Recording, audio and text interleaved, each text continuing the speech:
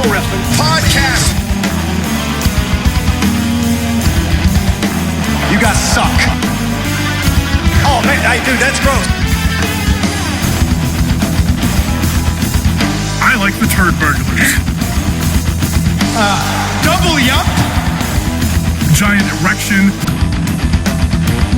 Fuck Michael Elgin. I'm a serious competitor.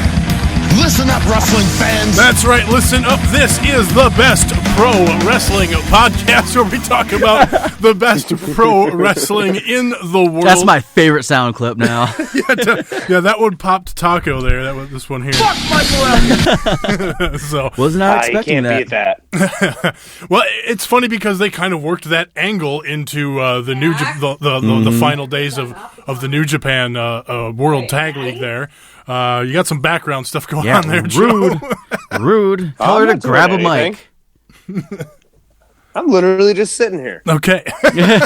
This is Tommy. I'm Tommy Stryker, by the way. That's Taco across from me in studio. Joining us via the satellite technology of the internet is Joe. What up? And this is the show, I guess. The show. Lots to talk about this week. Hashtag the best. We got we got to talk the predictions or whatever for Clash of Champions coming up this weekend. Is that this weekend? So is Final Battle for Ring of Honor. That's coming up this Friday. Wow, so I forgot about that. Smackdown. Well, yeah, that was the thing. Is Smackdown was like, it just felt like another show. It didn't feel. I didn't realize it was this weekend until right now. Yeah, so yeah, we'll get into that. We'll talk Raw, of course. We'll talk a little bit of the news, all the stuff that's going on in New Japan. We briefly touched on Michael Elgin. Fuck Michael Elgin. You know, fuck Michael that's Elgin. kind of where I'm at this point. Fuck Michael Elgin. Because I talked about it on Strong Honor, talked about it last week on Strong Honor a little bit because it had just broken last week on Strong Honor, so I didn't really know what was going on. I hadn't heard the whole story, didn't know how I felt about things, and then as more and more shit came out over the last week, it's like, I have kind of barely even read into it. I just keep seeing, there's more. There's more. He's still an asshole. Look how much of an asshole. Yeah, I don't even need to read. I could fucking... and and whether he's guilty or not of covering up or because it wasn't, he's not being accused of anything other than not really doing anything about someone that's being a sleazeball. Yeah, basically. And he's having these weird DMs with this woman who accused one of his wrestlers of sexual assault and attempted rape, basically. Yeah. So the whole thing is gross. Michael Elgin was playing one of the boys and not doing anything about calling her a rope connoisseur and shit. Yeah. It's just gross. So I'm tired of talking. Fuck Michael Elgin. I'm tired of talking about it, and this, we're not reporting news here. We are fans, and we give our opinions. And if we don't like how we feel about somebody based on what's going on Twitter, social media, and things like that, we are allowed to have that opinion. So if you don't like that opinion, fuck you. So that's how I feel about it, basically. By the way, I'm down for the video of you burning the Michael Elgin shirt. You heard me talk about that one. I might have to do that, because I have this piece of cloth in my closet now. I bought a Michael Elgin T-shirt when I was in Chicago back in October. That's the thing is, I had really come around on Michael Elgin. He was a guy in Ring of Honor I didn't give a fuck about. He had that mullet back in the day. I'm like, who the fuck is this idiot? And then he really got over with me doing the stuff in New Japan. He had a great year in the G1. Meanwhile, all this crap is going on behind the scenes, and he's a major league asshole. And so I buy his T-shirt in Chicago. I don't even like his T-shirt. I was just like, you know what? I like you, Michael Elgin. Support the cause. You've put on some great matches. I'll give you $20 and buy a T-shirt. Right. I've worn the goddamn thing once underneath a hoodie, and it's sitting there in my closet. So I might as well make a Periscope and burn the goddamn thing. Yeah, he's one of those dudes. I wasn't really familiar with his work until getting into New Japan, his big return there. But I don't know, I kind of pegged him to be an asshole right away, but I don't want to be that guy fucking judging someone's looks and shit. Yeah. And I don't want to be like, oh, I was right, but it's, god damn, it's so disappointing because I was starting to be Team Elgin. I picked him to win the get far in the G1 and all this shit. And let's just fucking move on from him. Fuck Michael Elgin. All right, let's talk about the rest of the news of the week. Pro wrestling news. We have quite a bit of news for you. Speaking of assholes, I don't want to spend a lot of time on this one. Rich Swann arrested for bad stuff with his wife, basically forcing her back into the car. She is also a wrestler known as Sue Young on the indie scene. WWE indefinitely suspended him. Not much to say. Rich Swann, also an asshole, getting angry at his wife. She got scared, got out of the car. He forced her, put her in a headlock, and forced her back in the car. In traffic, and apparently he jumped out of the car and let it roll into a telephone pole. One of the witnesses said so. Yeah, ugly stuff. And again, too bad because there was a guy. His personality on TV reflected something completely different from a he guy. had the underdog story too. Being homeless, working up streets of Boston. Joe's trying to say something. Go ahead, Joe. Nope, it's gone. Try again, Joe. There we go. There you go. Were you trying to say something there? Yeah, repeat all that. I the only thing that I can't even remember what I said. I'll be honest with it. Rich Swann, asshole, headlock, put her in the car. Well, and what I was going to say is just the suspension is just it was just a preemptive move. He's going to be gone so freaking fast out of there. Yeah.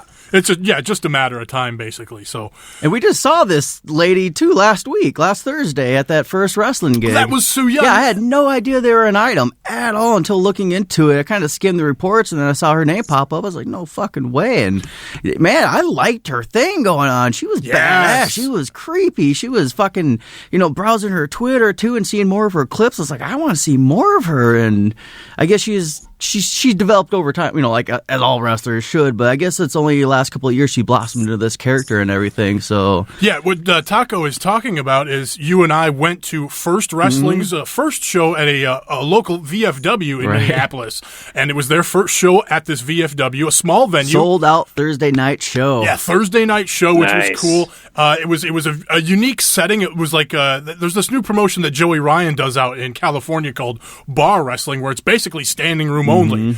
They did have some ringside seats set up in there. Well, the F1rst Wrestling just teamed up with a Miami promotion, F1rst Wrestling, and that's where the Sue Young was coming in from. They brought in Rain. Because she was the F1rst Wrestling champion, right. But a lot of fun, a unique setting. It was kind of hard to see because of the standing room only thing, but it was still a fun atmosphere and a good crowd, I thought, too. Yeah, fuck yeah. So a really fun thing there. I'm going to try to go. You bought tickets to WrestlePalooza in January. Joey Ryan, Candice LeRae is coming, Shane Strickland. We got some good names coming. God. Speaking of Shane Strickland, well, let's finish up this news talk here, and then maybe we'll get back to some local indie talk and stuff, because there's some things I want to talk about here too. Well, actually, so fuck Michael Elgin, fuck Rich Swann. And speaking of Shane Strickland, I'm actually just going to weave all this shit in because it works better with the conversation. I just got done watching the CZW. CZW. Oh my god! What was it? Cage of Death. I've only seen his back. Yeah. Well, that was the thing, is I saw the picture of his back on Twitter, Shane Strickland, and this is the same guy who was kill shot in Lucha Underground, had that crazy match with AR Fox on TV a few months back. And I was like, hopefully this guy never does anything like this again. Oh my god. This Cage of Death was... what a fucking spectacle.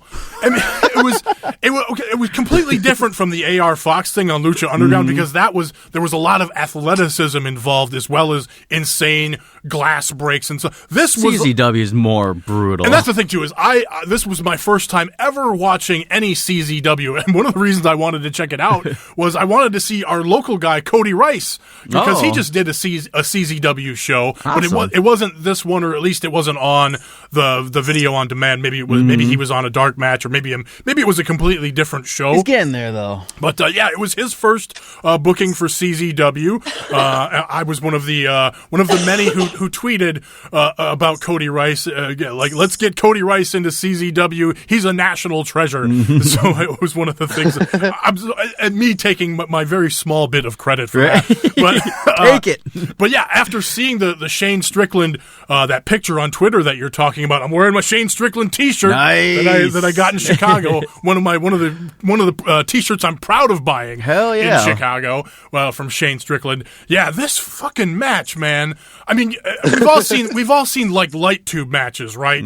So there was that was involved. This match had at least there were surrounding the ring itself leaning up against the cage were like these, I don't know, 3x5 sheets of glass. Oh, jeez. One on each side. God. The cage on top had this scaffolding. I saw that clip. And you can, if you go, there's a clip on YouTube that's like a highlights of this show, and you can kind of see some of this stuff. There's this scaffolding thing over the ring with another pane of glass up there, and then there's like this hanger of chairs.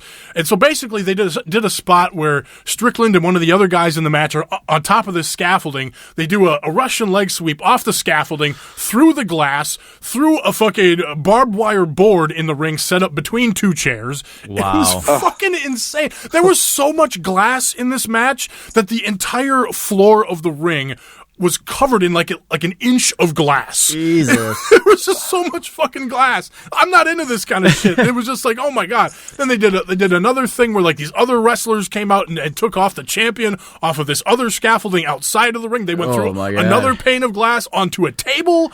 And yeah, this fucking show I didn't watch the entire show. I kind of sped through it. I watched the whole main event, which was that match, this Cage of Death. Well, at least thing. he got some money from you.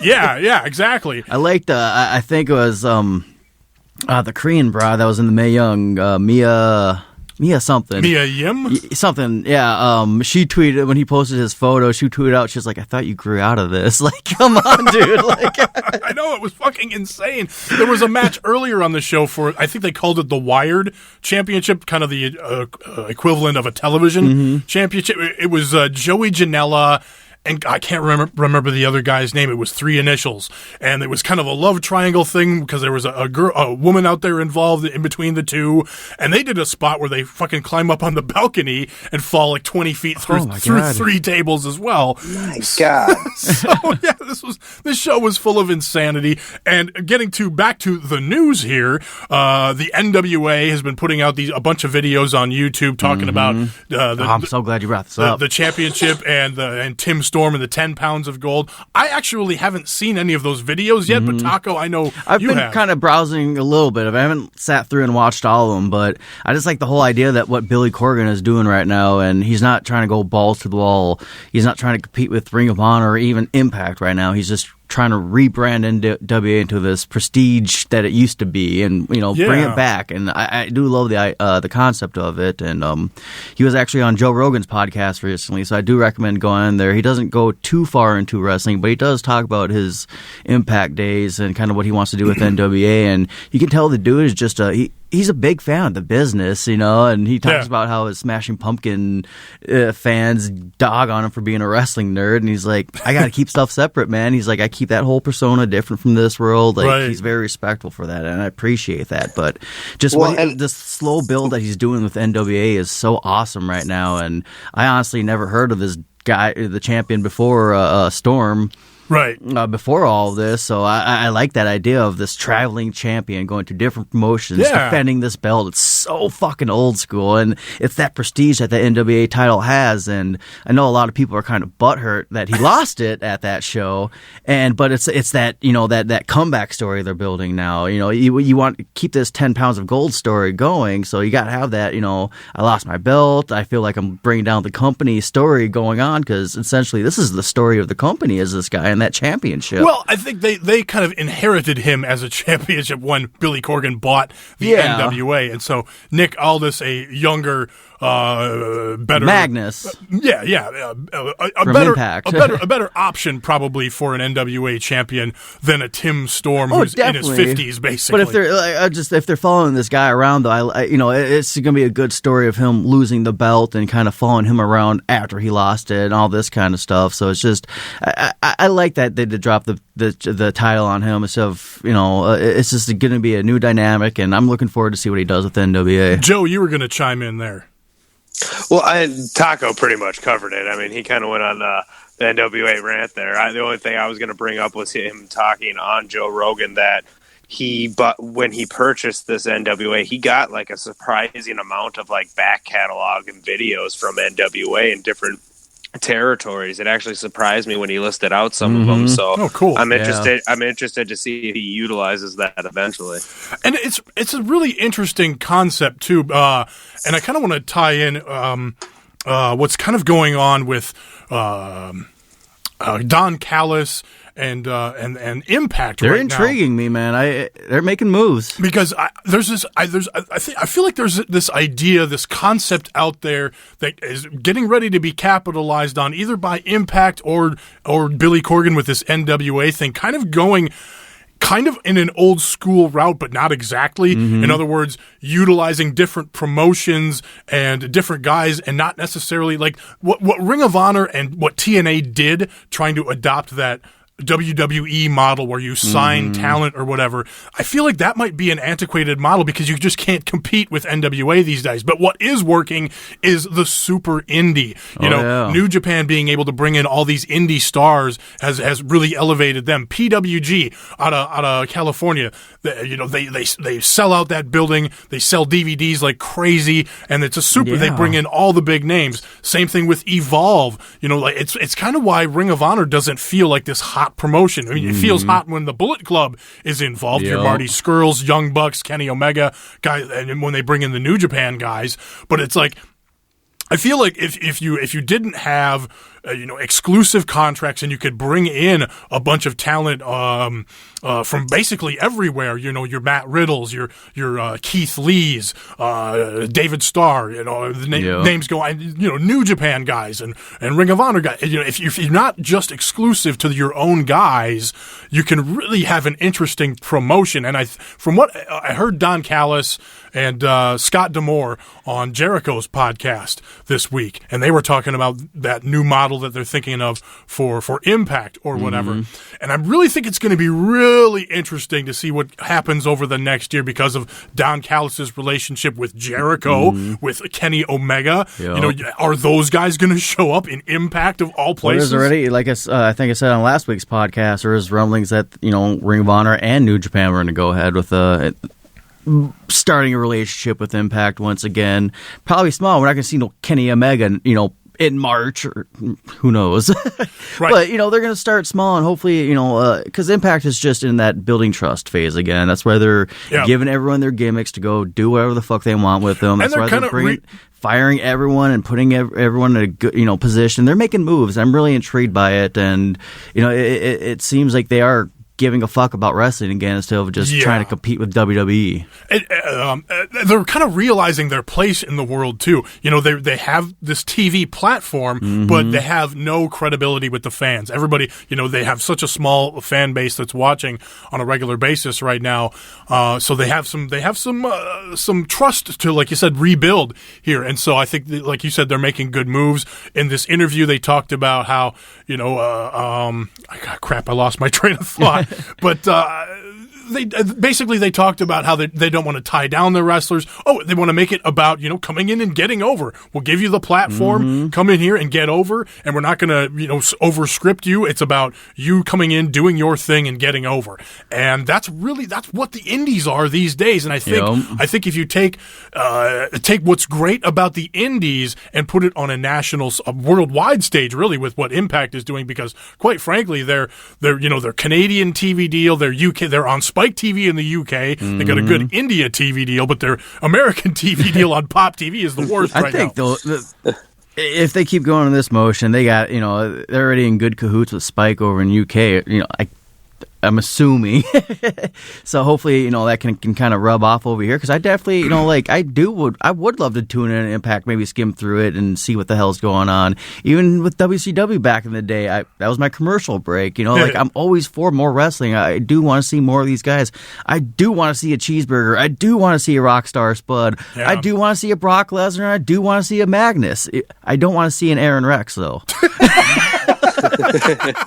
Well, as long as he does, maybe a better gimmick. But it's just wrestling is just in such a fucking great spot right now. It's making me so fucking happy. Just I on a podcast a while ago, I mentioned some guys made the Book of Pain ghost written by the authors of Pain and everything. Yeah. These motherfuckers actually mailed a copy to the authors of Pain and Paul Ellering, and they actually mailed them back signed from all of them. Right, so it's showing you that it's yes, sir. Wrestling is so big right now where a little joke is exploding like that, and it's just everyone's in good cahoots, and fucking it's just such a good community right now, and a fucking sold out show at a VFW on a Thursday with Abyss and Tommy Dreamer. Awesome, but that's not a headline to me. That's not, a sold out. I need to go, but it was so fun and so still so awesome, and I can't really speak on behalf of the rest of the country, but seeing the Minnesota stuff like this F1rst Wrestling, and I know they just hooked up with that F1rst Wrestling, and there was that one other one, and they got buy their MP4s online, watch their videos that way. It's a neat service, but just seeing Minnesota start working with Florida, and they're probably working with Cleveland, so just this community that's being built from across the country right now is just so fucking rad. Yeah, and it's nice that it's cool that we have a local indie that's bringing in some national names. Well, even like Pro Wrestling Tees, seeing their fucking how their little shop exploded from a CM Punk joke to what it is now. It's fucking beautiful. It's like, hell yeah, get the money. Know your worth, get there, and people are. I mean, fucking Christ, they just announced Candice LeRae and Joey Ryan are going to have Hot Topic shirts too now. Nice. So it's just like, hell yes, man. All right, moving on. Back to the news. The big news of the week here with the World Tag League Finals. Jericho attacking Kenny Omega in Japan. Huge news. Mm-hmm. And a very rare thing too. I mean, he hits him with the belt. Kenny Omega is bleeding all over the place. You don't see this kind of thing. I mean, it's obviously rare in like a WWE, but it's also very rare in New Japan. You just don't see that very often. So they do that thing with Jericho attacking him. Fucking Don Callis jumps in the ring, tries to protect Kenny. He takes out Don Callis. Don Callis gets stretchered out of there. The next day, Kenny Omega is having his they do the Wrestle Kingdom 12 press conference. Mm-hmm. Kenny Omega gives his thoughts on the whole thing, talks about how, when I have my matches, it's always one-on-one, and it's always a fair fight. And even though I'm in the Bullet Club and the Young Bucks are at ringside, they don't get involved. It's always a fair fight. Mm-hmm. And Jericho, you took advantage. You attacked me from behind or whatever. Now this isn't about entertaining the fans and 6-star matches. This is about a fight. And so talking about that in his press conference. And then Jericho comes out for his end of the press conference, and he's acting all cocky and like a dick. And then Omega attacks Jericho in the press conference setting, which was awesome. And then Jericho throws the whole fucking table at him. So, who throws a table?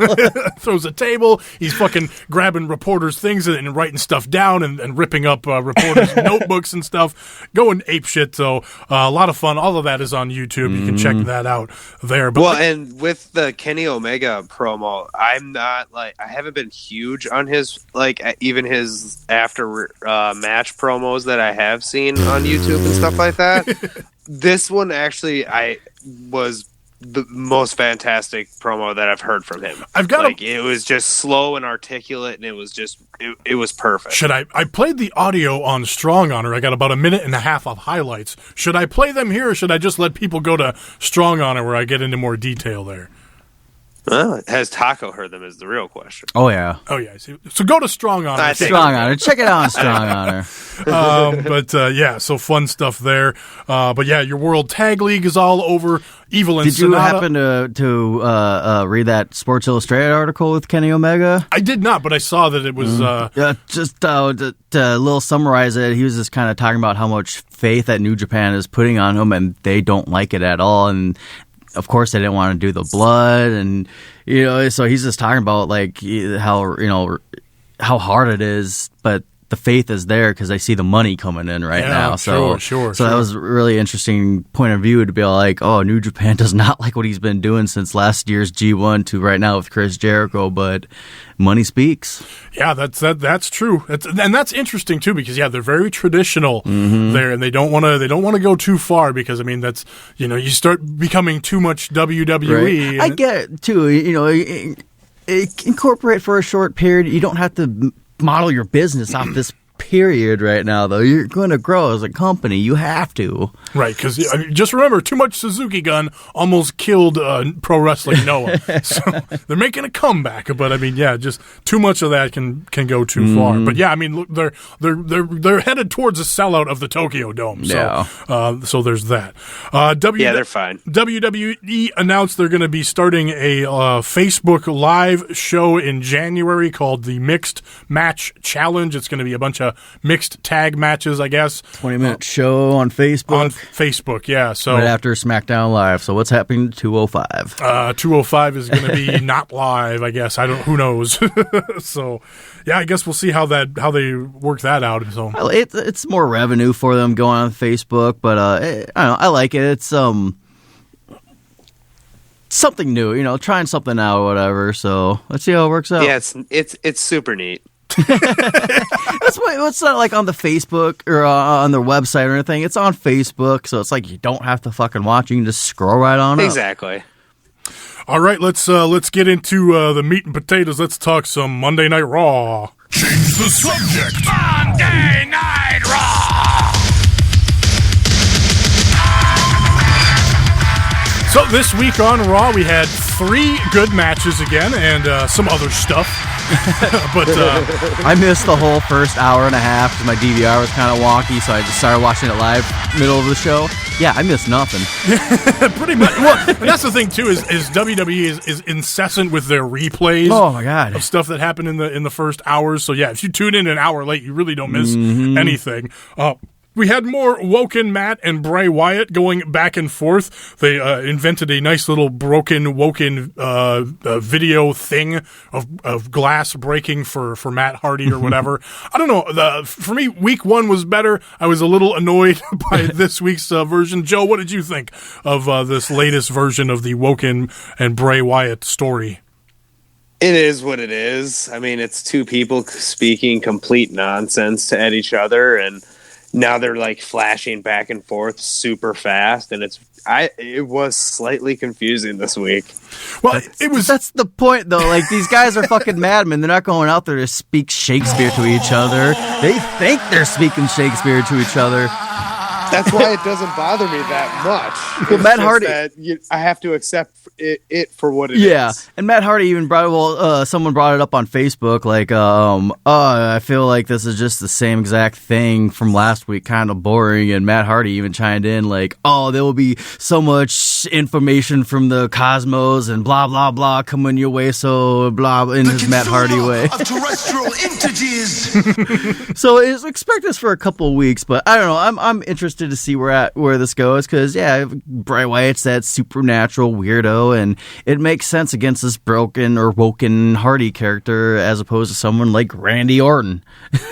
Right.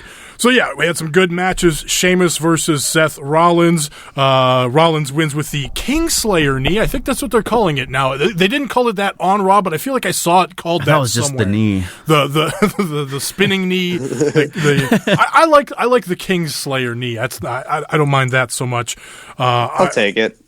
I liked Rollins' knee selling in the match where Sheamus working over the leg, hit that nice top rope superplex into the Falcon Arrow spot. I always enjoy that. Word on Sheamus' injury? Because I thought it was like Edge career-ending worrisome, and he's wrestling? That was the stuff going around on the internet over the last weekend, that it's the same injury as Edge and Steve Austin, basically. But and here's the thing is, I haven't seen. I've heard little bits in here and there about that, and what I'm guessing is that it's probably one of those injuries that has varying severities, and so if it's X amount of severe, you're done, and if it's X amount of severe, you're fine.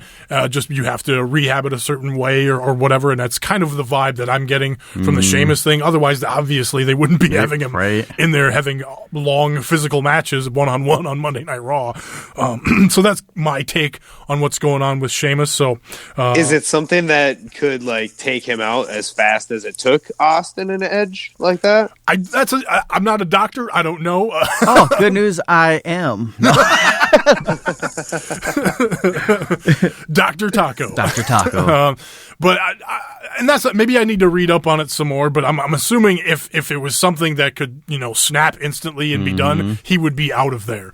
So I don't want to say he's a careless worker, but they know he goes hard, so I don't think they would allow him to. Right. So but good for Sheamus that he's able to be in a place where his it's not as bad as those other guys, and he can control it or rehab it, or because I saw somewhere that he does some sort of exercises to exercise his neck, basically to keep it keep it in ready to go. So there's that.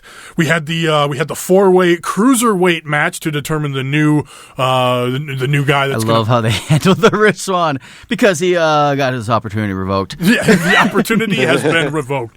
But yeah, Cedric Alexander versus Tony Nese versus Mustafa Ali and Arya Davari. Cedric Alexander gets the win with the lumbar check over Mustafa Ali. I thought another good match here. That cat is awesome to watch, man. There's a lot of action. Yeah, lots of, and it should be in a cruiserweight 4-way. It should be a ton of action. Exactly. It shouldn't be fucking your same old headlocks and chin locks and arm bars that's in every other fucking WWE match. And so I thought the crowd was coming along on this. Like, remember we were talking about the weeks prior where cruiserweights were having good matches and the crowds were kind of dead, but they got into them late. I thought the crowd was more into it earlier. This Overtrain thing is helping with Tony Nese too, people like that. Yeah, I feel like these guys are starting to get over more and more, and again, that with putting on good long matches, I feel like the crowds are getting into them earlier instead of just late in the match. So, good stuff there. I like Cedric Alexander getting the shot here versus Drew Gulak next week. Drew Gulak and commentary, man. I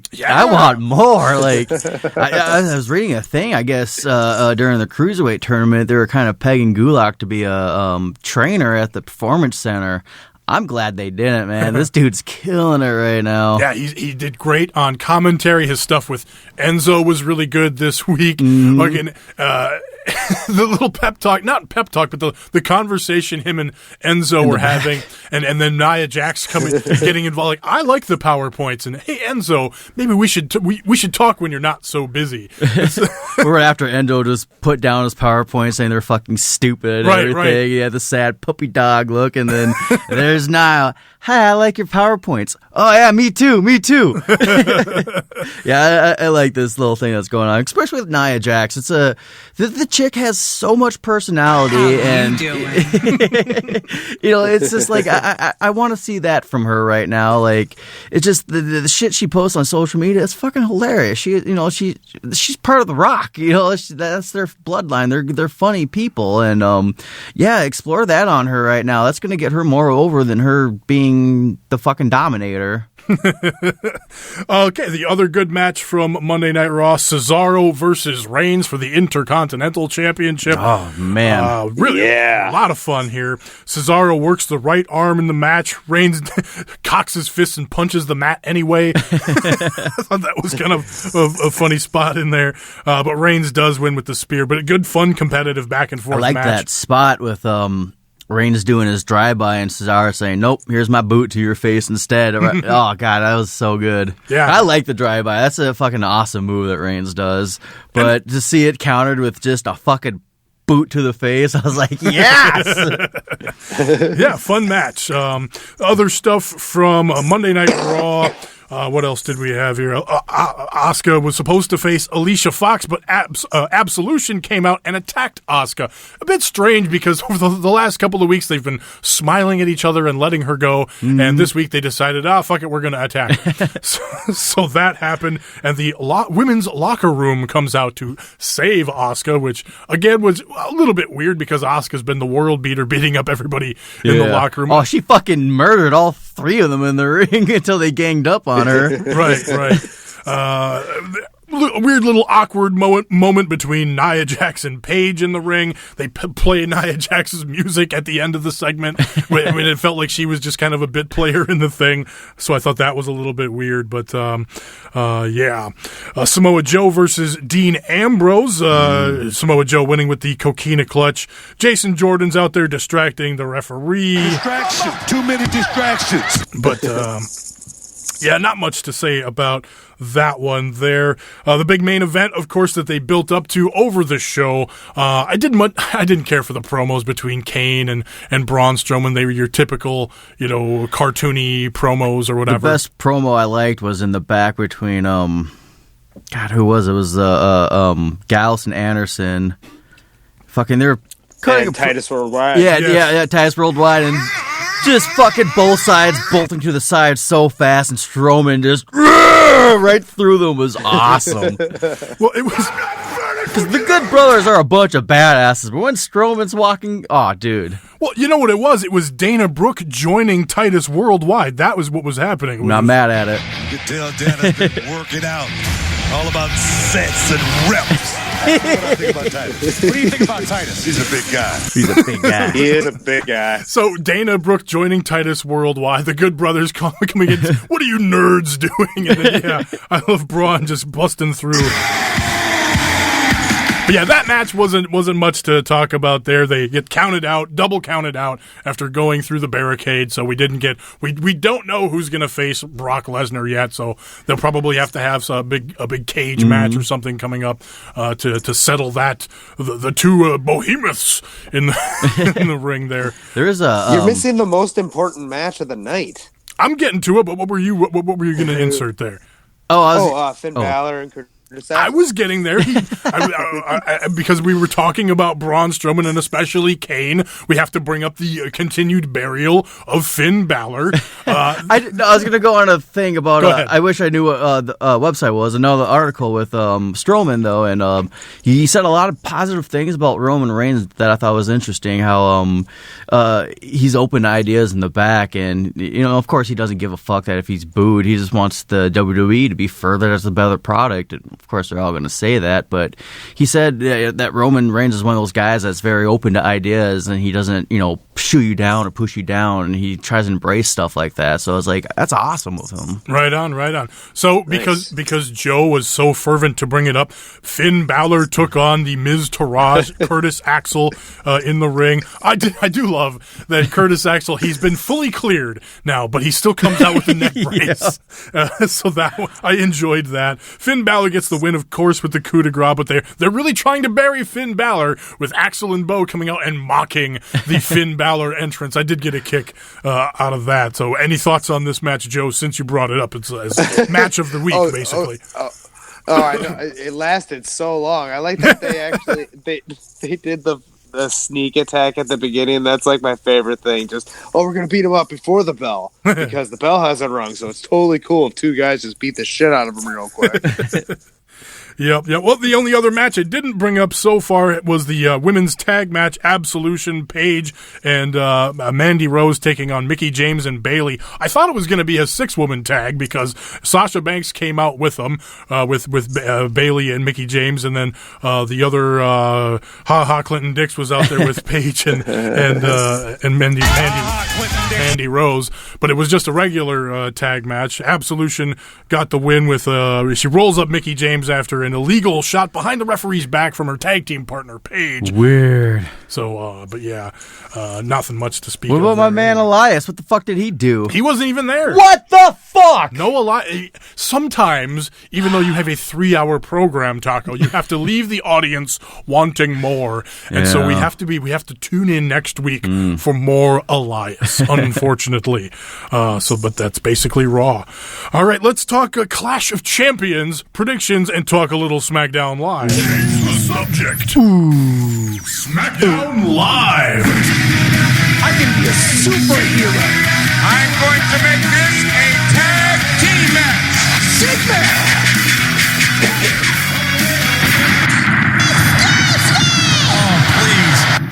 So we had the return of the Fashion Files only on YouTube. They put a clip of it on SmackDown Live. Well, not even YouTube, WWE.com. Well, it was in several places. Exclusive. It was exclusively on YouTube, WWE.com, Tout probably, and many other places. But yeah, it was a memorial service. The Fashion Police were mourning the loss of the horse, but it was supposed to be excuse me. Got a horse in your throat. I got a horse in my throat. But yeah, they were mourning the loss of the horse, but it was supposed to be for the Ascension. But the Ascension showed up because it turns out the wasteland is full of poisonous gas. So they were they were immune to the poisonous gas, and they solved the case finally that it is the Bludgeon Brothers that trashed their office, that killed the horse, that did locked them in the bathroom, that tried to poison the Ascension, and that you must face the Bludgeon Brothers. And so Breezango reluctantly took the challenge, and they will be challenging the Bludgeon Brothers at Clash of Champions, which should be match of the show. It will be. Joe, well, what is your prediction for Bludgeon Brothers versus Breezango? You know what? Actually, Even though hold that thought. Hold that thought. Hold your horses. Before we talk about before we talk about that match, we have to talk about what happened between the Bludgeon Brothers and the Squirt Squad on SmackDown Live. There were lots of squads. There was the Riotita Squad, the Squirt Squad. There was another squad on here that I thought of like Squirt Squad. But so the Bludgeon Brothers, of course, win with the up is down, down is up. But they hit this assisted power bomb that elicits the scream from the jobber. Whoa! It's barbaric. Did you hear that guy scream? I forgot his name, but that's okay, because so did he. That scream made me look out my window. I was like, what the fuck? Oh, that was the TV. And Corey Graves laughing about it. That was just fun. I love it. We need to find a reason to play this scream more often. Well, that's a keeper. So yeah, that should be a sounder for something like, I don't know, when I can't. Next time we need one, we'll just make it. The So okay, back to the predictions. Joe, Bludgeon Brothers versus the Breezango. Breezango looking for revenge for all of these Fashion Files ruining the office, killing the horse. What is your prediction? even though I'm probably going to be wrong, Breezango's going to win this match. Well, and I want to just point out with the Fashion Files that one of the best things about it, and with Ascension too, is they always put on disguises, but they're just dressed as Ascension. Right. Very non-well thought out disguises. Yeah. On that note, there's a video of Drew Gulak teaching a bunch of superstars how to play dreidel, and the Ascension are playing with them in full gear. Just spinning a dreidel. That's great. That's very good. I think the scream is going to represent when Joe is wrong.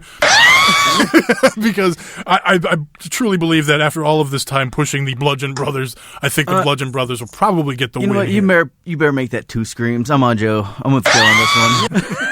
You're predicting the... I'm going to go Breezango. Breezango gets revenge. They got that Ascension card with them.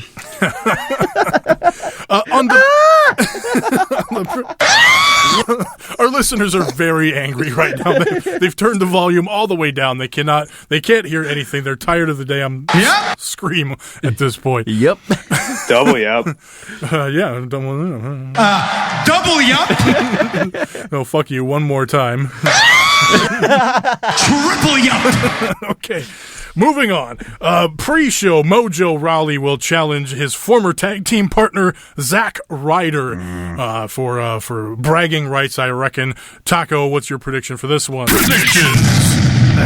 From Mojo. Joe. Mojo. I got nothing different. It's definitely Mojo Rawley.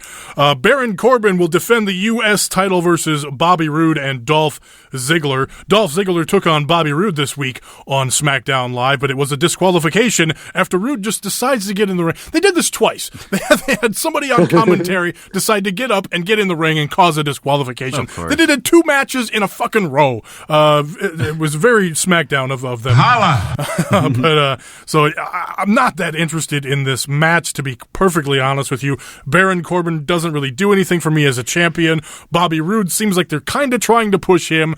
Dolph Ziggler just had that interview on the E&C podcast where he talked about he thinks he's been treated awfully, and he's been being treated better since because his contract is coming up soon, and they said, oh, Dolph Ziggler's contract's coming up. We better do something better with him.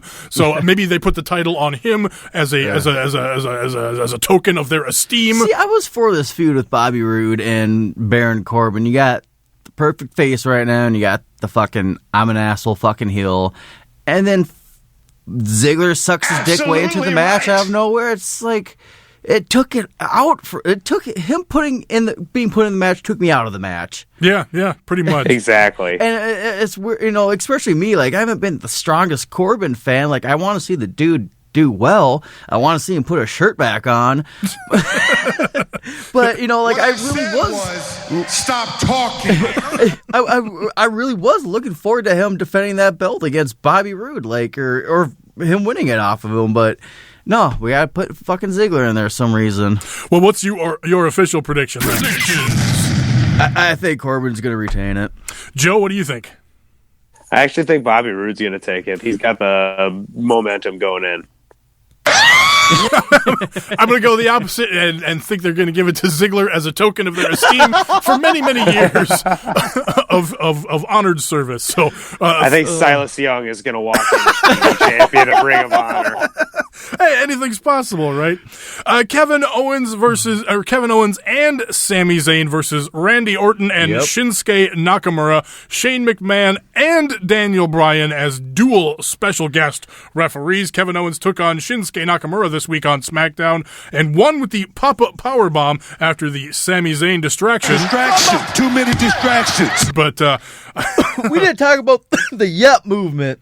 We did not talk about the Yep movement. The Yep movement is like the most fucking Canadian thing they can have Owens and Zayn do. I fucking love it. And when they came out with those T-shirts on, I'm like, oh, where are those? But that's just Daniel Bryan shirts modified with like a sticker. And they're for sale right now on shopwwe.com. Are they for real? They are for real. Oh, shit. I do want one. Yeah, that's kind of a hot. I tell people though, be patient with the shop website. Their shit always goes on sale $10-15. There you go. Double yup. So yeah, they try to get the Yep movement going. So fucking Canadian. Didn't work. Daniel Bryan comes out, but Daniel Bryan does insert himself as the second special guest referee because he understands the KO and Sami Zayn plight. Mm-hmm. What's his name? Clinton Dix on commentary. Clinton Dix. Kept accusing Daniel Bryan of being what is it on the side of Kevin Owens, being biased. Mm-hmm. Well, of all people too, is Saxton. He wouldn't shut up about it. I actually am really enjoying the SmackDown commentary over Raw's commentary, just because you have fucking nerd in the middle.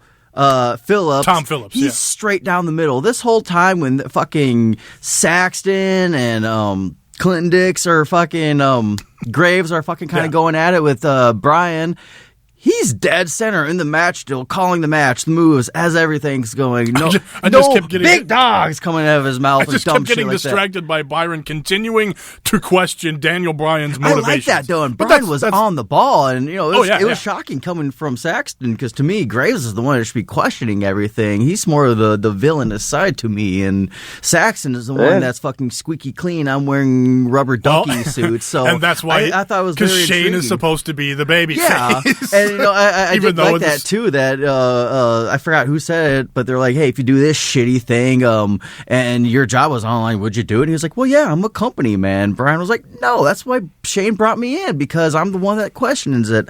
I don't stand. If I think something's wrong, I'm going to open my mouth, and this is all wrong." And I am excited for this. I like this feud, but like I don't at the same time. Like, why am I rooting for the bad guys when you have Nakamura and Orton on the other team, and why are they doing Shane's bidding like this? Yeah, exactly. And right, like Owens and Zayn kind of come off as sympathetic, because why the fuck would they care about SmackDown Live and Shane McMahon getting involved? Like, why is Shane McMahon involved in a Hell in a Cell? Why is he the captain of the damn Survivor Series team? Kevin Owens and Sami Zayn should be the stars of SmackDown. I do like that the power's getting to Shane McMahon's head a little bit. I kind of want him to start wearing suits and start kind of being more Just like getting cocky. Because that's the unfortunate thing with Stephanie McMahon. She can come out, she can belittle someone, she can be a piece of shit, but they can't do anything about it because she's a female. So it would not look right if fucking Finn Balor just clocked Stephanie McMahon right in the face. It just wouldn't be right at all. But Shane McMahon, you can have him do that, and you can still have him fucking take a punch at the end of the night. I think I'd like Finn Balor to hit Stephanie in the face. Oh, we all would, 100%. But it's just, there's that line there that you can't really do on TV in a sense. So, I don't always want the squeaky clean Shane. I do like this idea of the power getting to his head a little bit, and him like fucking, it's the McMahon to feel the power kind of stuff. So yeah, he definitely has to be the heel on this one. And with Bryan kind of inserting himself in here as the straight man, everyone kind of thinks he's going to be turning heel a little bit. I kind of think he might take a bump in this match. I'm hoping he does. Like, to kind of further like, holy shit, and maybe that takes him off TV a little bit. Interesting. Well, we know he's been training in secret, so I'd be very surprised if that happened. I would too, actually. but that's kind of like, I'm surprised he's actually being put in the match as a referee in the first place. So, is the possibility of it happening, I'm more likely to get Boardwalk and McDonald's Monopoly. But, so it's just like seeing that set up, it's like, is something going to happen there? Is he going to maybe take a bump and kind of his way of being ran off TV for a little bit? We got to medically check Daniel, because everyone's aware of this whole situation. And then Shane runs wild with power. And then he's fucking power hungry on SmackDown. And, there's people have been fired before and still weaseled away back. Anytime someone gets fired, they're like back in 2 weeks. Mm-hmm. So they can absolutely go with Orton and Chris, Nakamura. I kind of like the idea of them getting fired and be like, well, we're going to NXT then. Just kind of stroll, like, we're going to do whatever the fuck we want. Like, because those two guys can get away with doing something like that. I mean, fuck, Owens was walking out with the NXT championship on Raw. So it's just like, like I said, possibility of all this is fantasy booking, straight up. But it was just like seeing something like that of just Shane power hungry, just fucking going crazy on SmackDown, and I want to see that. Yeah, it's interesting because Daniel Bryan gets knocked out. They get Kevin Owens and Sami Zayn get beat, so they get fired. So Shane McMahon runs wild with power for a couple of weeks. Daniel Bryan comes back, confronts Shane like, "You're running wild with power. You're firing these guys." Buying tickets for front row and all that silly shit. Daniel Bryan comes back in. He rehires Kevin Owens and Sami Zayn to the ire of Shane McMahon, and that leads to further insanity. And then they're big baby faces. Could see. I don't know. I want Shane to turn heel. I don't think that's their end game. I think they want to turn Daniel Bryan heel, and it's insanity. It's not going to work at all. I still think that could work myself. Well, we'll see how it goes. He's not a vegan anymore, so it won't work. So what is right. Joe? What's your official prediction for this? I got Kevin and Sami just taking it. There's going to be some skullduggery in this one. Skullduggery. Taco? Oh, God. This is, it is. It's, fuck. I'm going to go Orton and Nakamura on this one. All right. I'm going to go with what I said. I'm going for the home run. I think Bryan takes a bump in this match. All right. That's probably the most interesting story out of all of that. I'm with you. I'm going. I'm trying to do some good writing here for WWE. I like your fantasy booking. I'm going with your scenario. Orton and Nakamura getting the win, and Kevin Owens and Sami Zayn sitting front row at NXT. And then if you do want a Nakamura and Styles match, whether a championship is on the line or not, you do got to have one of them a heel and a babyface to really tell the story there. And what better way to make a Nakamura heel right now than this situation? Yeah, you never know. That could be a possibility as well. The Usos versus the New Day versus Benjamin and Gable versus Rusev and Aiden English. 4-way match for the tag team titles. Happy Rusev Day. Happy Rusev Day. Happy everybody. Rusev Day. Rusev is number one. Rusev number one. Rusev Day is not a joke.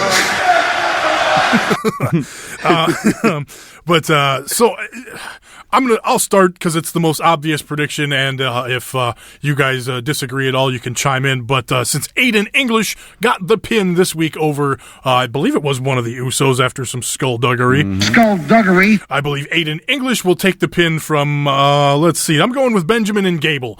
Benjamin and Gable pin the non-champion Aiden English to get the titles. They need the titles the most. The New Day have had them. The Usos have had them on and off for a while. Neither of those teams need them. I think let's give Benjamin and Gable a good chance here. I'm going to stick with the Usos on this situation. I kind of want to see Benjamin and Gable. I want to see American Alpha 2.0 winning on a one-on-one situation. Got it. Joe, anything different there? I'm picking Rusev and Aiden English just because they have to give Rusev something. And he's just been doing absolutely nothing besides this Rusev Day stuff. That he hasn't gotten that much TV time in the longest time. I think they throw the belts on them. Whoa. What do you mean Rusev hasn't been doing nothing? He's been doing nothing but celebrating because it's Rusev Day. You are correct. It would be fun to have those guys as tag team champions. Oh, fuck yeah, it would. But I don't think it's going to happen. Oh, it's happening.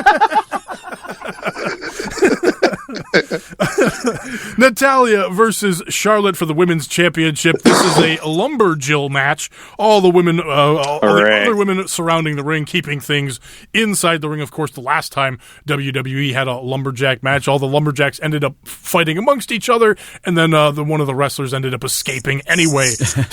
So there's that. And it just happened like a month ago, if that. But I'm gonna predict a Charlotte retaining here. Joe, what are you going with? I'm going with the Charlotte. Yeah. That's all I got. All right, fair enough. AJ Styles versus... Do you guys hate the term lumberjill as much as I do? Well, how dare you assume their lumberness, Joe? Like... Well, technically, I called it lumberjill. They've been calling it lumberjack the entire time, so I will apologize. Well, you should stop about that. Personally, I like to see the ladies.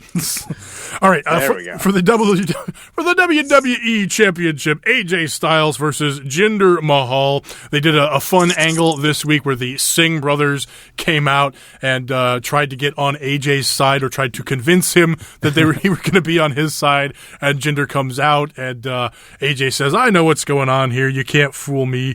What is the where did my soundbite go that I had? He had this one. Oh man, dude, that's gross. Because they were comparing the smell of Jinder's feet to that's right, buttered chicken and garlic and something else. And I had another one here. Where did it go? It's in your butt. I can't find it now.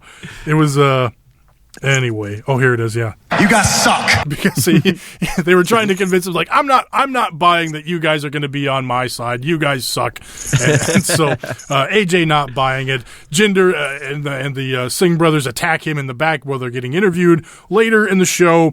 But I think AJ probably retains here. I really hope he does. Yeah. They pretty much, they just came off the India tour where Jinder Mahal. The tour we were dreading the whole time. Well, it wasn't even a tour. It was one show in India, one show in Abu Dhabi. We didn't talk about the Abu Dhabi thing in the news, where Alexa Bliss and Sasha Banks got to have the first ever women's match. First public women's match. In Abu Dhabi. They had to get special gear where they were all covered up because of the local laws or customs, and some people are up in arms about that, and that's understandable.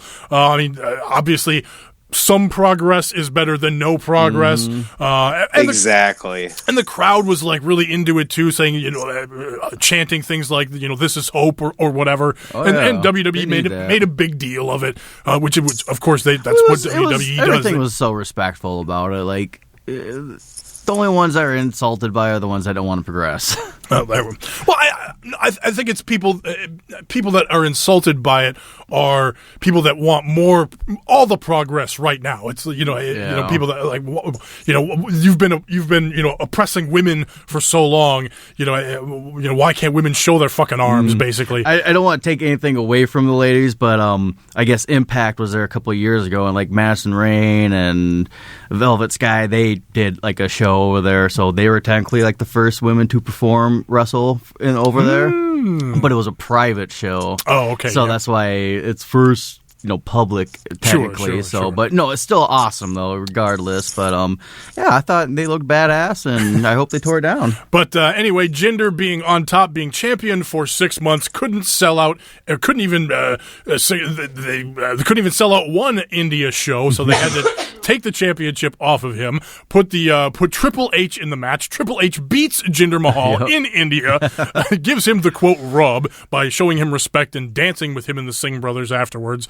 So with all of that happening, if AJ Styles can't beat Jinder Mahal here, that means AJ is somewhere way below not only Jinder Mahal but Triple H and all of that. Well, everyone's below Triple H. Well, I guess so. I mean, that's what I'm saying. But I'm going with my heart. I'm hoping and predicting that AJ Styles gets the win here. Taco, what do you think? Predictions. Yeah, I'm really going to the AJ Styles route. To start you got Wrestle Kingdom, right around the corner. So start your new year off strong. Have that strap on AJ. Have him headlining Royal Rumble. Yeah, that'd be very hot. I mean, unless he's in the Rumble to win it, he needs to be a champ. Joe, what do you think? Oh, I think AJ Styles is going to win it. It's the only way Jinder is going to win the Royal Rumble, right, Taco? That's right. That's true. Should Jinder Mahal? I'm on it. I'm still like Jinder needs to win the Rumble. Jinder can't win the Rumble if he's the champion, so there is that. I'm changing my prediction. Jinder wins the titles just so he can't win the goddamn Royal Rumble and go on to WrestleMania. Changing my prediction. All right, let's talk some NXT. Change the subject. NXT.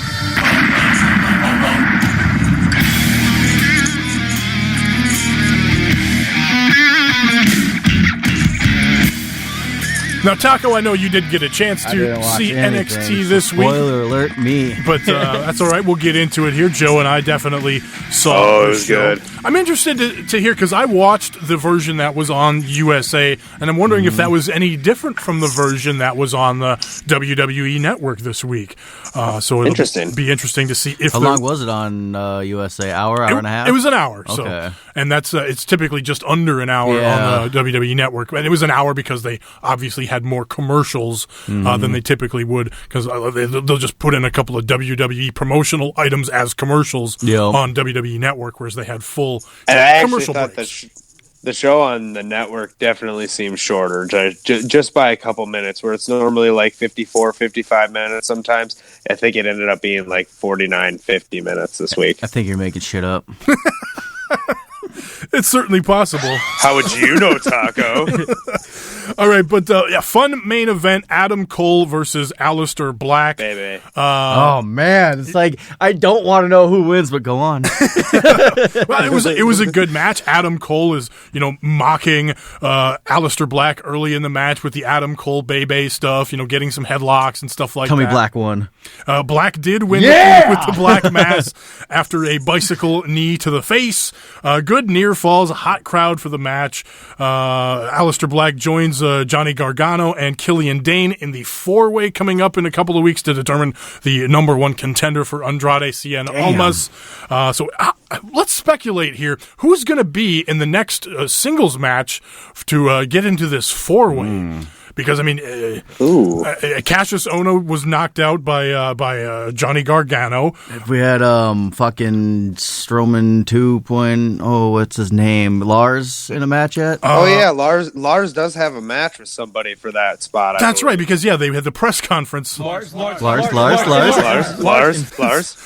I can't remember, because last week he talked about who his opponent was going to be, and I don't... Damn, we're fucking... good at this he shit. already faced Ono. He already I can't the only person that's sticking in my head is No Way Jose. I was going to say but No Way Jose. He hasn't done anything and I in a think while. Velveteen's injured, quote. Yeah, and I think Velveteen was supposed to be in the match with Lars or with somebody else in a different combination.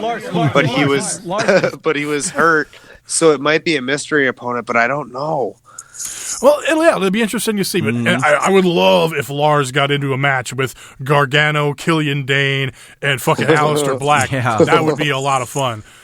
So there's that. Andrade Cien Almas I'm excited about Black and Gargano in the ring. Yeah. Shit. Yeah, just so good. Well, and Dane, that motherfucker, he was my star of that fucking War Games. Yeah. Like, Jesus Christ. They started off the show this week with Andrade Cien Almas versus Fabian Eichner, a former Cruiserweight Classic guy who's put on some weight, is now a heavyweight. And this match was kind of about him. He hit some really cool offense, a fucking no-hands springboard onto the fucking a great dive, as we say on the show here. But Almas did get the win with the hammerlock DDT. Also a really cool springboard tornado DDT from Eichner in the match. So, but again, just kind of a quick showcase for Almas getting a sneaky win with a slight distraction from Zelina Vega in there and him getting the hammerlock DDT for the win. Overall, I really liked this NXT show this week because as a kind of a standalone thing that it was going to be on NX or on USA Network. It showed, okay, here they said, here's the champion, here's the former tag team champions, here's what we're doing to set up our next number 1 contender. They had a couple of really good video packages, one on Ember Moon, another one on Sanity coming out of the War Games thing, and the Ember Moon one kind of told her whole story on the journey to winning the championship. Joe, did you get all of those same things on your feed, the long Ember Moon video package and the Sanity promo and stuff?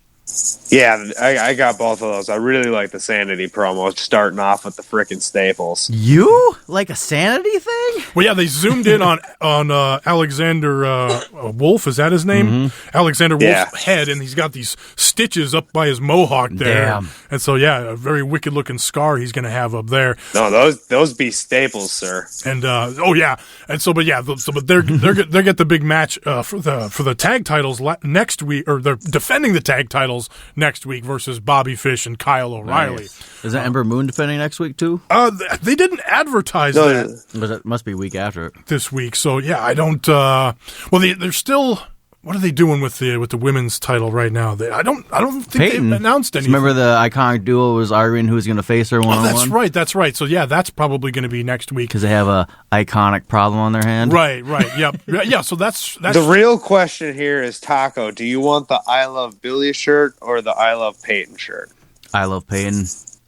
All right. What? No. Yes. Excuse me. That was pretty much iconic. Well, I did want to talk about the, like I said, they showcased the former tag team champions in a bit of a squash match here. It was 1 and 2, Oney Lorcan and Danny Burch, 1 and 2, because they come out, one of them's holding up 1, the other one's holding up 2, which is probably my new favorite tag team, even though they pretty much got squashed here.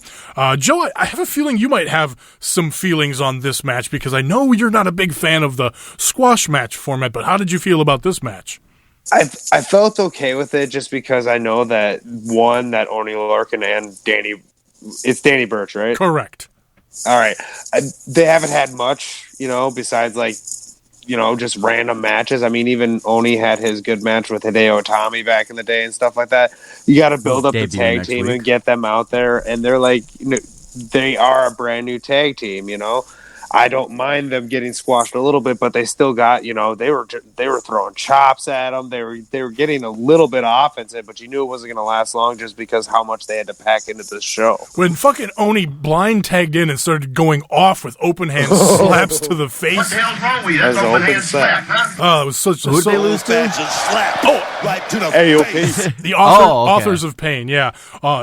Basically, that's a good name to lose against as a squash, but though. it was a quick match. Yeah. But like I said, Oney and Burch got some quick offense in right at the beginning, but then it was like boom, Super Collider, boom, last chapter, done. Authors of Pain win.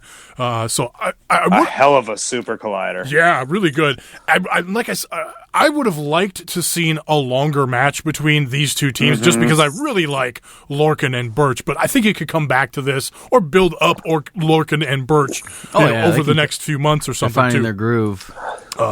But yeah, they did reveal that it is going to be Shayna Baszler coming soon as the Queen of Spades or whatever. They did the teaser last week, but they did reveal that it was indeed going to be her coming next week. So yeah, or coming soon rather. But next week we will get the UK title, Pete Dunne versus Tyler Bate in their third match of the year. Should be very, very good. Nice. Joe mentioned Hideo earlier, and he's debuting on 205 next week. Correct. Yes, and then we mentioned the tag title match between Sanity and Bobby Fish and Kyle O'Reilly taking place next week on NXT as well.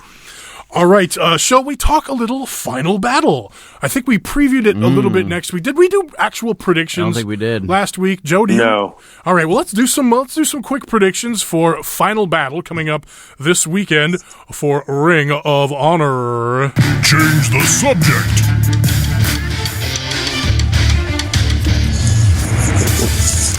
All right, so yes, it is official now after this week's Ring of Honor TV. The Briscoes will be taking on Bully Ray and Tommy Dreamer in what will possibly be Bully Ray's retirement match in a New York City street fight. This should be a really hot crowd here in the Hammerstein Ballroom, New York City. It wasn't official WWE Twitter, but it was a verified WWE account. They even retweeted it. Interesting. Yeah. I saw that ESPN or somebody was talking about it. It might have been, the WWE ESPN. That's probably the ESPN. But it's still interesting that they would okay that. Well, I don't know. Maybe they didn't. It was probably just, ESPN's department that covers quote pro wrestling, and so it's just labeled as a WWE because that's the national pro wrestling Plus it's brand. Bubba Ray, man. Right. I'm leaning towards the Briscoes here just because they're the younger team. They are newly turned heel here. Did you see what they did to their gym? they ruined like 6 pictures. I swear to God, what a mess they made. And they gave a couple of the students the 3D awful stuff, awful stuff. But I'm going officially with my prediction on this one. The Briscoes. Prediction. Saka, what do you think?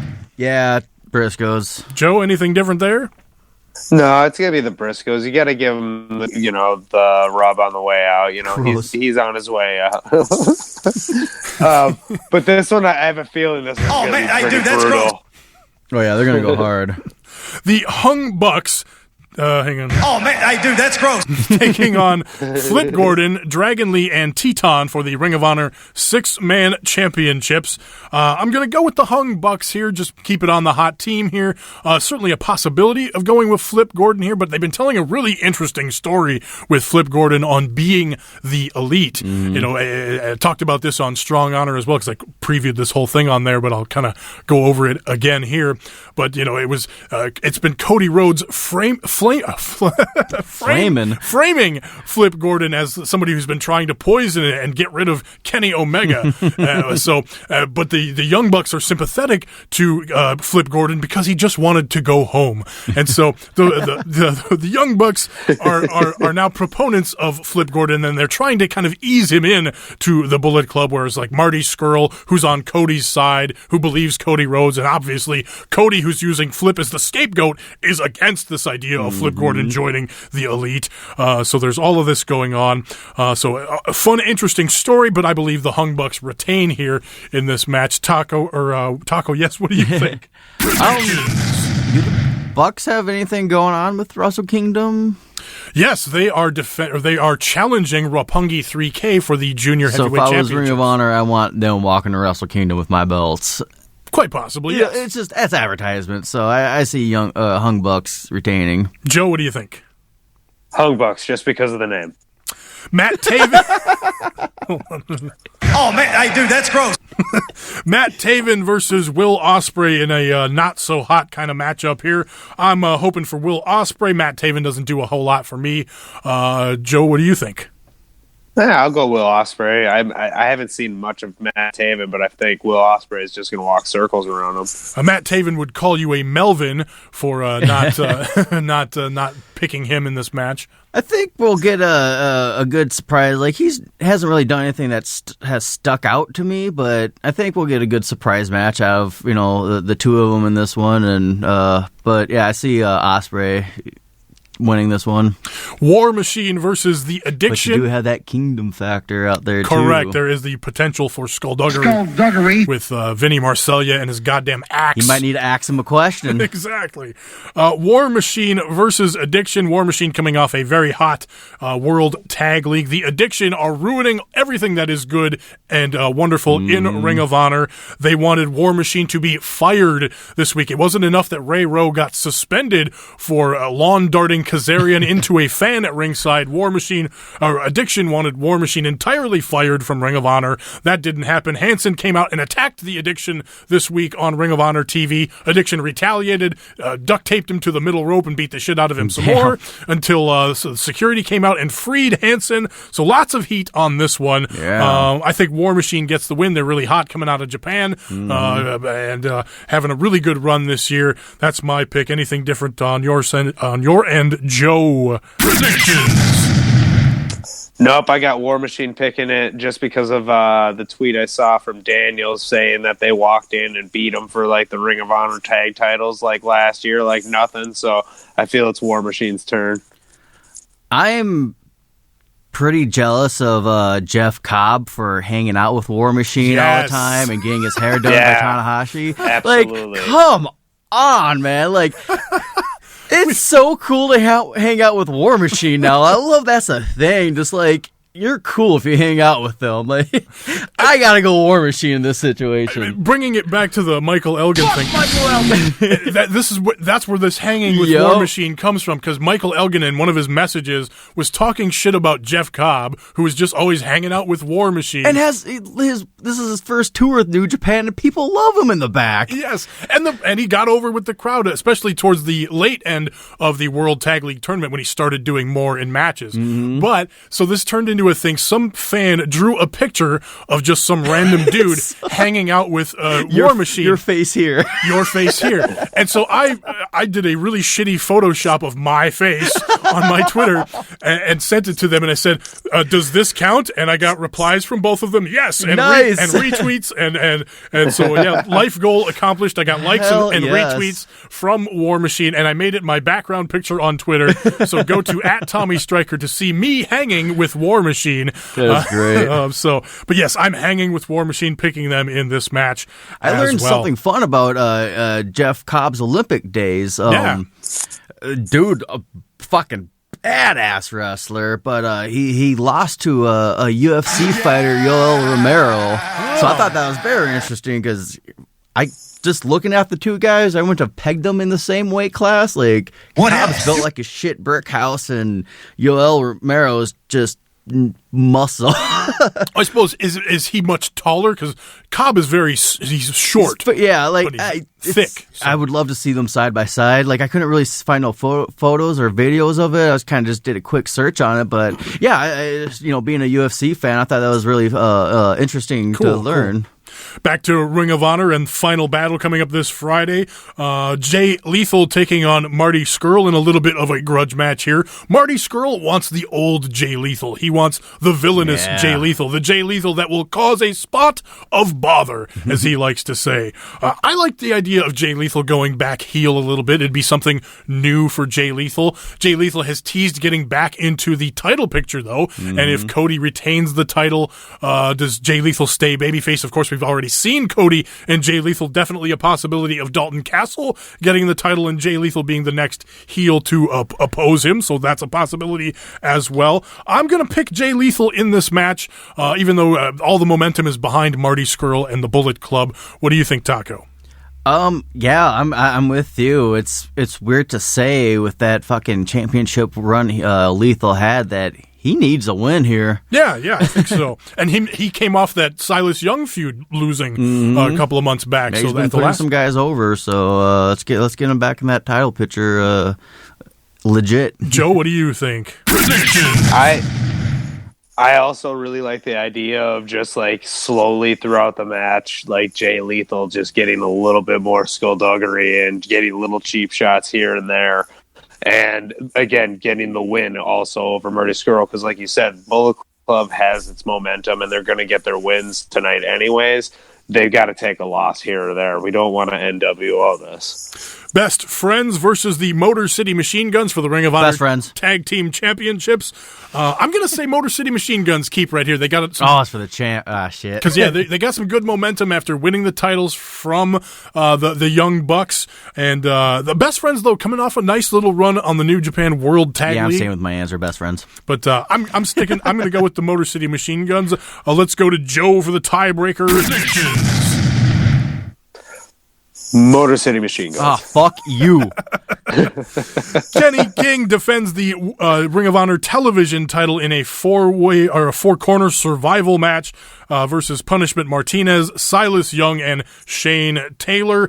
I don't have a big vested interest in this match. I'm going to go with my gut, my heart, and pick Silas Young just because I've enjoyed his performances as the last real man with him and the Beer City Bruiser. You certainly could have some skullduggery involved with that. Skullduggery. But Shane Taylor's been taking payoffs from people as the Muscle, so he could take a payoff from somebody in the in this match. He took a payoff from Caprice Coleman this week on Ring of Honor TV, who still ended up losing, challenging Kenny King for the World Television title. But Taco, what are your thoughts on this one? Yeah, I feel like I haven't really hated King with the championship. He's been doing a pretty good job with it. I feel like he's going to retain. But yeah, dude, I'm on Silas Young. Like, I want him to be champ so bad. Joe, anything different to say there? No, because Silas Young's going to win the TV title and then go Sunday to Clash of Champions, and he's going to win him. He's going to win that U.S. title. Absolutely. TV. That would be awesome if he showed up with the TV title on Clash of Champions. Finally, the big main event, talked about it just a little bit here. Cody defends the Ring of Honor World Championship versus Dalton Castle. Of course, Cody is going to have a match at the Tokyo Dome versus Kota Ibushi if he is still champion. That crossroads on the fucking stage. Yeah, hit the crossroads on Kota Ibushi on the final day of the World Tag League. Him and who did he team with in that match? It was somebody. It was Marty Scurll. Was it? Okay. Yeah, it was Marty Scurll because none of those guys were on the tour. It was Kota Ibushi and Kushida on the other side. So all four of those guys weren't on the full World Tag League tour, but they tagged in the finals for that World Tag League. Cody's running around calling Kota Ibushi the Brutus Beefcake to Kenny King's or Kenny Omega as Hulk Hogan. So it's interesting because in reality, not reality, but kayfabe wise, because Cody Rhodes is probably the Brutus Beefcake to Kenny Omega. But nevertheless, go into that Kenny Omega article again. Like they brought up him and that Jericho feud, and it's like they're like, oh, this is like Hulk Hogan against the Macho Man. He's like, yeah, except for Don Callis is already Elizabeth.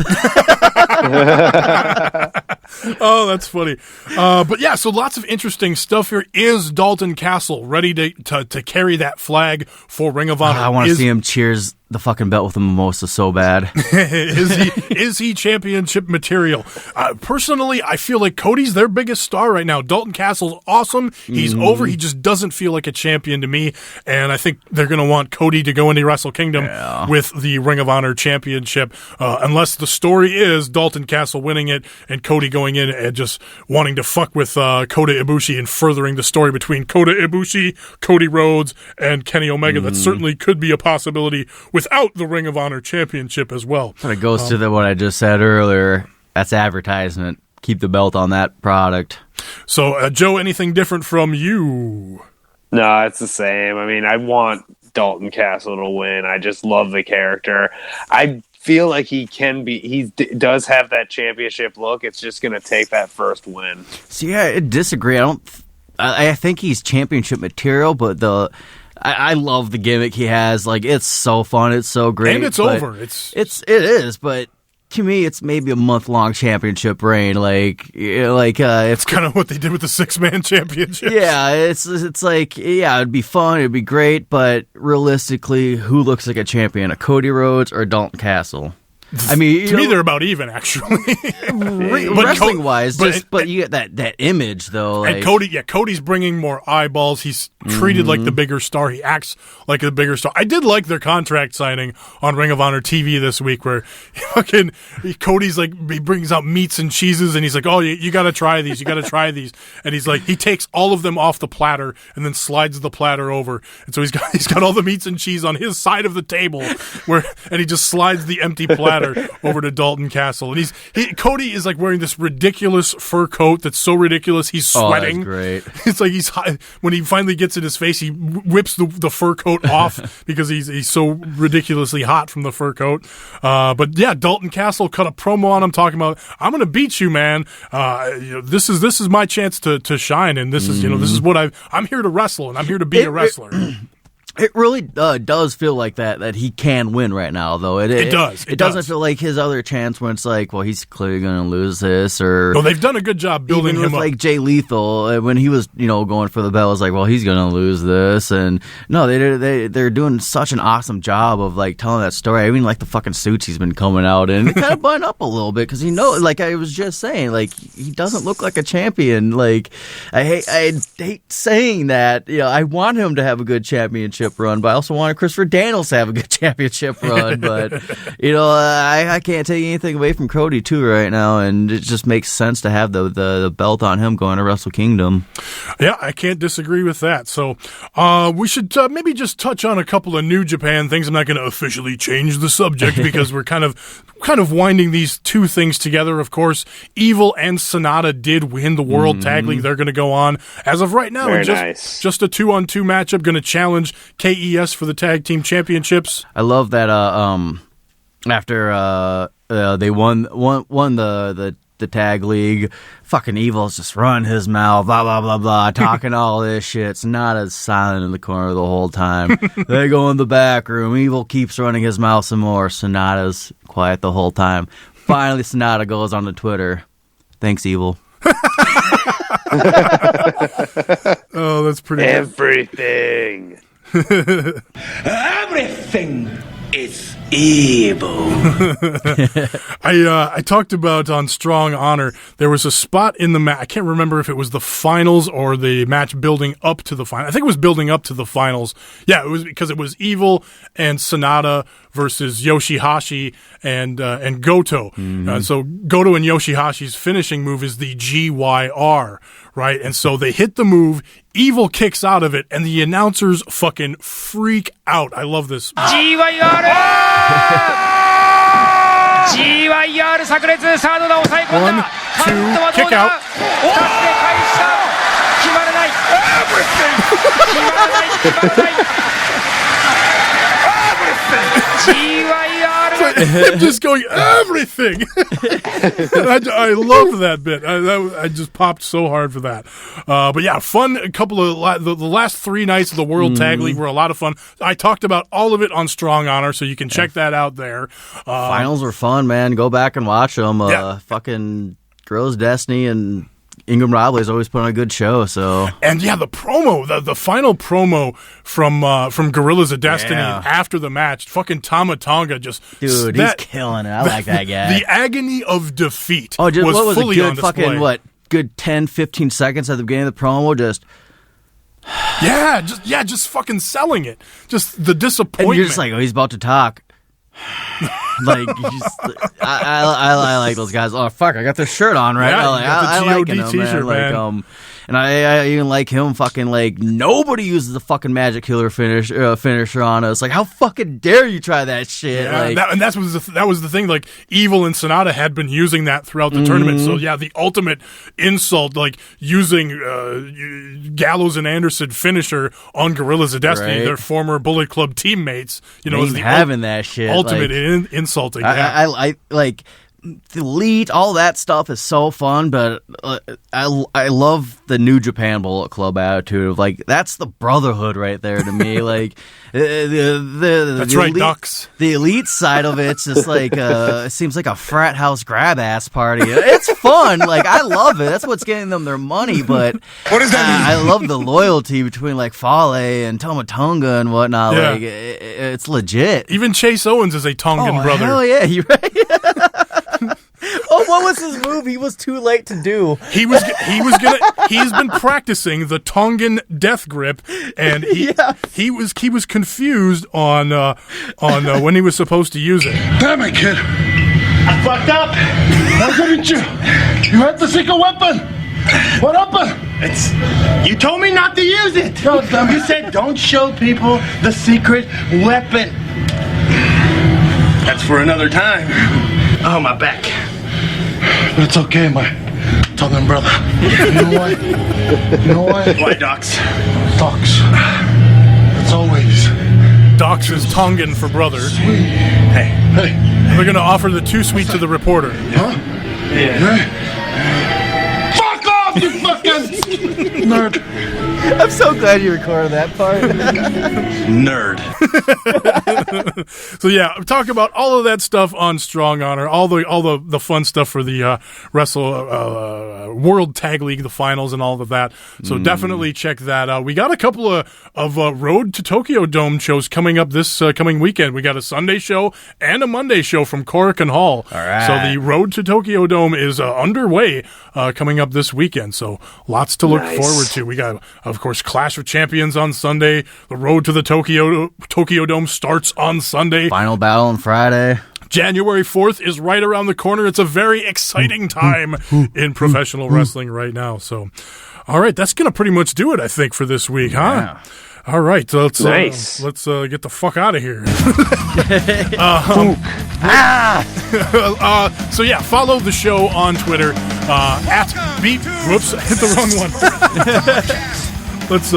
Let's try that again. I just might do a quick little edit here at the end of the show. So yeah, that's going to do it for this week on the show. Follow the show at BPW Podcast on Twitter, Facebook.com/Best Pro Wrestling Podcast. Rate, review, and subscribe on iTunes. Give us a 5-star review if you like the show. iTunes, Stitcher, Apple Podcasts, TuneIn Radio, iHeartRadio, wherever you get podcasts. Give us a positive review if you like the show, please, and thank you. Follow me on Twitter at Tommy Stryker, spell Stryker with a Y, and make sure to check out and retweet my Hangin' with War Machine photo, and check out StrongHonor.com, BestProWrestlingPodcast.com, and don't forget to check out SLTDWrestling.com. Single leg takedown. That's SLTDWrestling.com. They're going to have previews and predictions for Clash of Champions, lots of fan articles, fantasy leagues, predictions leagues. So if you want to get involved there, SLTDWrestling.com. You can also listen to the podcast there if you want. Taco, where can people find you? Follow me on Snapchat, Twitter at HGREV Taco. And you can follow me, Joe, at at Joe BPWP. That's at Joe Best Pro Wrestling Podcast. Thanks again for checking out the Best Pro Wrestling Podcast. Bye. Peace.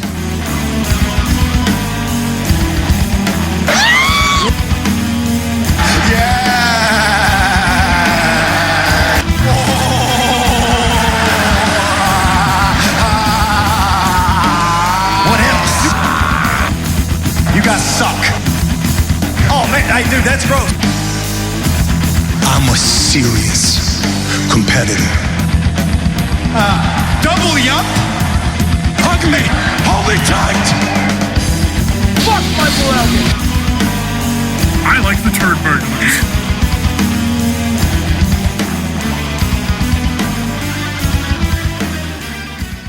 Testing. Testing. I don't want to test. Hey, Joe. What's up? Nothing.